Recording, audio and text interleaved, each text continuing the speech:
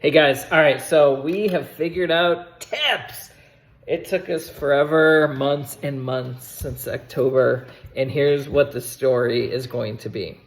So I just met with Cedric and Maureen and Christina. So Christina was down doing some work, so here's the deal. If there is a private event, would that mean, and we're describing private event as somebody is renting out the space in some way, okay? Then they are paying for a barista.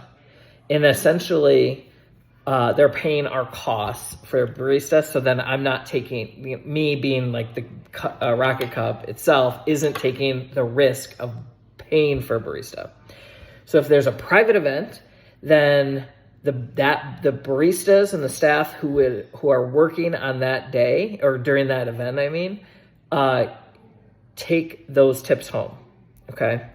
And all of those tips home. If it's not a private event and say it's an extension, so in this case, like Disney Trivia was not a private event, so those tips are all put into the into the pool.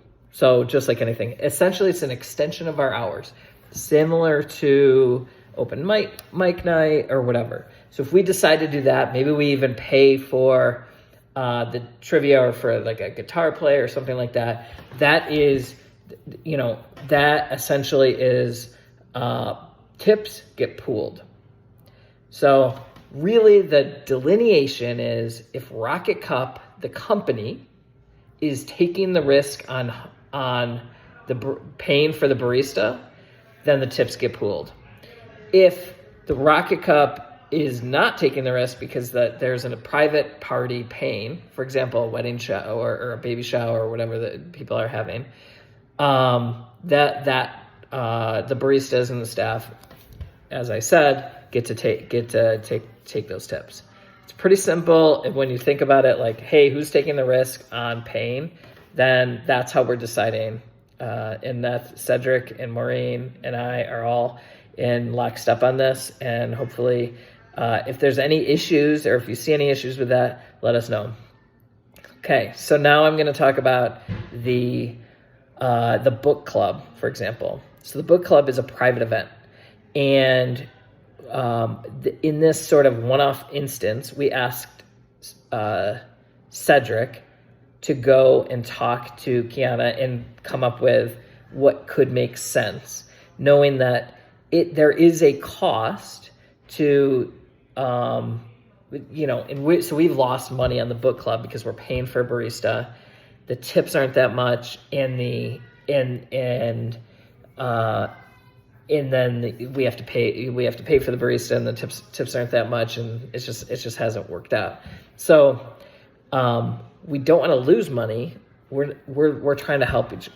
So if our staff on a case-by-case basis, by the way, any events have to go through the events coordinator, which is Maureen at the moment.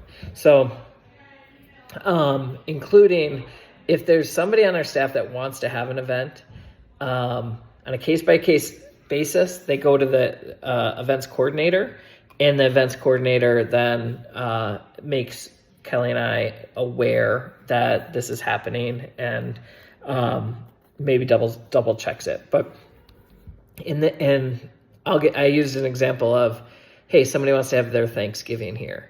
Well, if Maureen was having her Thanksgiving here, I would expect her to not pay her for that. And so that would be like, hey, the cafe's closed during this time. Can we use it and just clean up after ourselves? And if we decide to do that on a case-by-case basis, likely we would let that happen at the moment. So I think that should clear up any confusion on the tips. I think it gives us a good path going forward and whatnot. So here's the next thing that I want to explain. There are 3 ways to log your hours now as of today. One is barista. That's what you've been doing. Number 2 is non-barista. And number 3 is tastings and events. So if you are a barista at an event, so at this private event, that's how you log in. If you are doing, so like Maureen is doing, tracks people's hours. She logs in as non-barista while she's doing that work. Christina logs in as non-barista while she is doing inventory. Justin, if he's not doing design while he's baristaing, if he's just focused on design, would be non-barista is what you log in as. That way we can track what to pool the money for, the tips for, and when it makes sense. Questions about this? Throw them on the chat. We've created an hours and payroll chat group. So the expectation, number one, is 10 minutes. 10 minutes, if you are scheduled to arrive at 9 a.m., you've got a 10-minute wiggle room or whatever. So we're not showing up 45 minutes early and logging on. We're trying to like really iron this stuff out, especially before the next cafe opens. When your shift is ending, we have about 10 minutes of leeway to log out. If that is either of them is going to change, there needs to be a note in two places. One is in Gusto, and the other is on the Slack channel, the payroll and hours. So this is an expectation that in that moment, it's like, hey, I'm staying longer. This is the reason I came in early and there was a line of people or whatever, and this is why, and this is the story. So that's my expectation going forward. And you log in as in Gusto as if you're barista, non-barista, or events. So hopefully that gets us a little bit more clear on where we're going, helps tighten things up a little bit, and move forward. Love you guys.